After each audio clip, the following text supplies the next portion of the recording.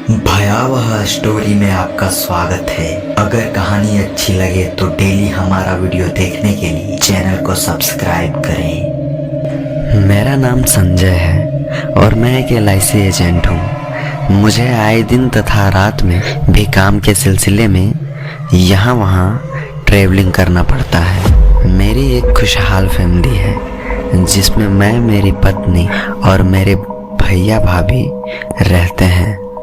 हम दोनों भाइयों की नई नई शादी हुई है और अभी हम दोनों की कोई भी संतान नहीं है। मेरे भैया खेतों में खेती बाड़ी का काम करते हैं और ये बात उस दिन की है जिस दिन मेरे शिवलाल भैया का जन्मदिन था। उस दिन हम सब घर पर थे। ना ही मैं कहीं काम पर गया था और ना ही मेरे भैया काम पर गए थे। दरअसल वो काम पर जाना चाहते थे, लेकिन मैंने और मेरी पत्नी ने और मेरी भाभी ने तीनों ने मिलकर उन्हें काम पर जाने से मना कर दिया था। दरअसल बात ये थी कि मेरे भैया पुराने ख्यालातों के इंसान थे। उन्हें ये जन्मदिन मनाना पसंद नहीं था।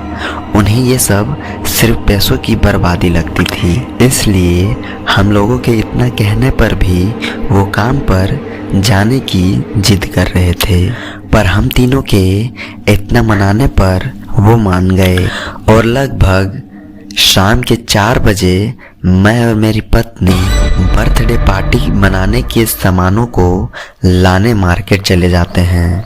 हमें केक और सजावट के सामानों को खरीदते 1 से 1.5 घंटे का समय लग जाता है और साथ ही मैं अपनी पत्नी को लेकर गया था, तो जाहिर सी बात थी कि वो बिना अपना मेकअप का सामान लिए तो आने वाली नहीं थी। तो हमें मार्केट से आते शाम के 7 बज गए थे और मैं जैसे ही घर पहुंचा, मुझे ऑफिस से कुछ बहुत इम्पोर्टेंट काम के सिलसिले में फ़ोन आ गया। मैं उस दिन कहीं भी नहीं जाना चाहता था। उस दिन मुझे कोई भी काम करने का बिल्कुल भी मूड नहीं था, पर मेरे बॉस ने मुझे कहा कि बहुत ही इम्पोर्टेंट मीटिंग है, तुम्हें आना ही होगा। तो मैंने ये बात अपनी पत्नी को बताई। मैंने उसे कहा कि मुझे ऑफिस में कुछ इम्पोर्टेंट काम आ गया है, तो मैं ऑफिस जा रहा हूँ। तब तक तुम लोग पार्टी की तैयारी करो, मैं 8 बजे तक वापस आ जाऊंगा। मेरी पत्नी मुझे जाने से मना कर रही थी, पर ज़रूरी मीटिंग था तो मुझे जाना भी ज़रूरी था। मैंने अपनी पत्नी के बातों को नज़रअंदाज किया और निकल गया ऑफिस के लिए। मैं 7:30 बजे ऑफिस पहुंच गया। मेरे घर से मेरे ऑफिस की दूरी मात्र 30 मिनट की थी। मेरे पहुंचते ही वहाँ मीटिंग स्टार्ट हो गई। ऑफिस पर सब मेरा ही वेट कर रहे थे। मीटिंग 7:30 बजे स्टार्ट हुई थी और ख़त्म होते होते 9 बज गए।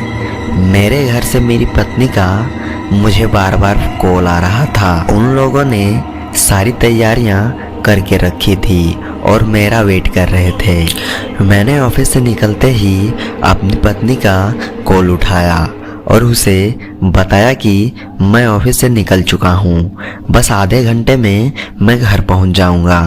और मैं बाइक स्टार्ट करके जल्दी से वहाँ से निकल गया। मेरे घर से ऑफिस तक का रास्ता जंगलों का है। मैं बस 10 मिनट ही चला था कि मैंने रास्ते पर एक बूढ़ी दादी को देखा जो कि मुझे हाथ देकर रोक रही थी। वो बूढ़ी लगभग 65 से 70 साल की होगी। मैं तो रुकना नहीं चाहता था, पर उस बूढ़ी को वीराने रास्ते पर अकेला देख मैंने अपनी गाड़ी उस बूढ़ी के सामने रोक दी।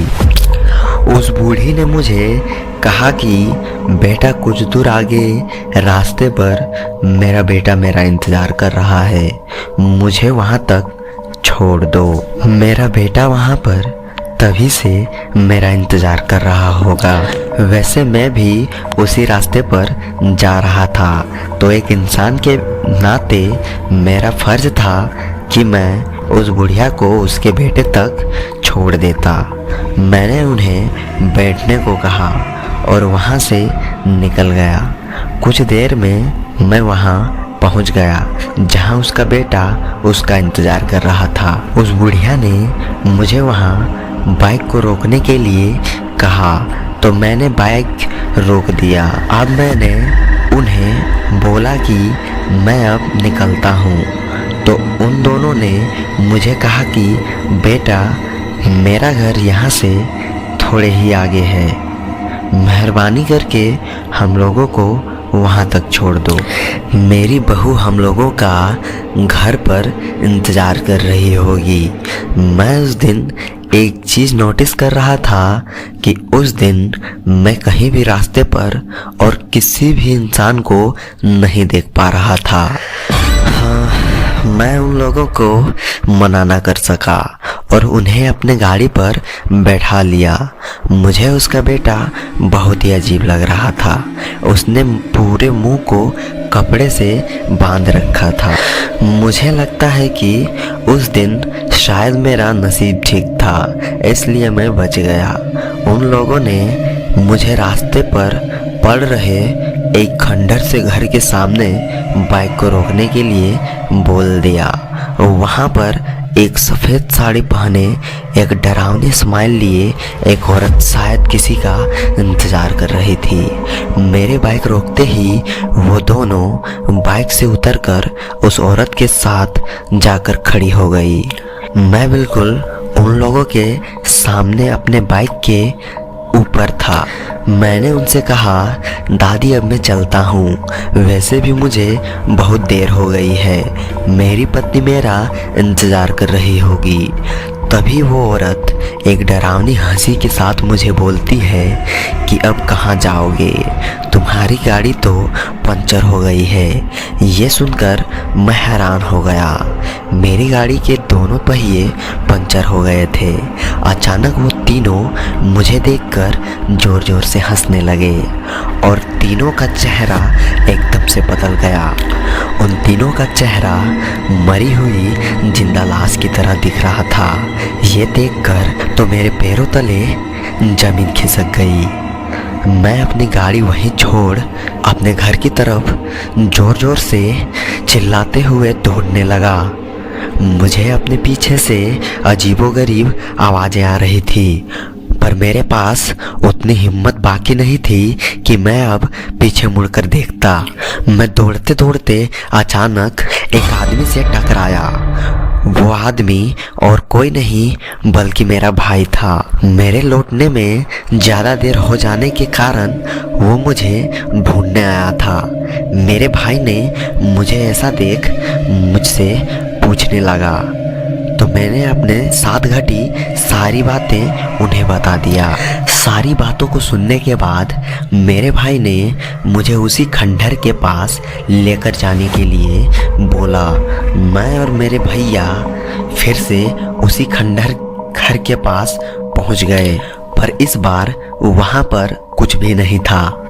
सब कुछ नॉर्मल था। मेरी गाड़ी वहीं खड़ी थी, लेकिन सबसे ज़्यादा हैरान कर देने वाली बात ये थी कि अब मेरी गाड़ी पंचर नहीं थी। उस खंडर घर को देखते ही मेरे भैया समझ गए। उन्होंने मुझे वहाँ से गाड़ी लेकर जल्दी से निकलने को बोला, तो हम कुछ देर में अपना घर पहुंच गए। घर पहुंचने के बाद मेरे भैया ने बताया कि उस घर में एक माँ और उसके बहू और बेटे की अचानक से एक रात मौत हो गई थी, और ये बात किसी को नहीं पता कि उनकी मौत कैसे हुई। शायद वो तीनों वही लोग होंगे। मैं उस रात बिल्कुल भी सो नहीं पाया था, और अब मैं रात के वक्त उस रास्ते से बिल्कुल भी नहीं गुजरता।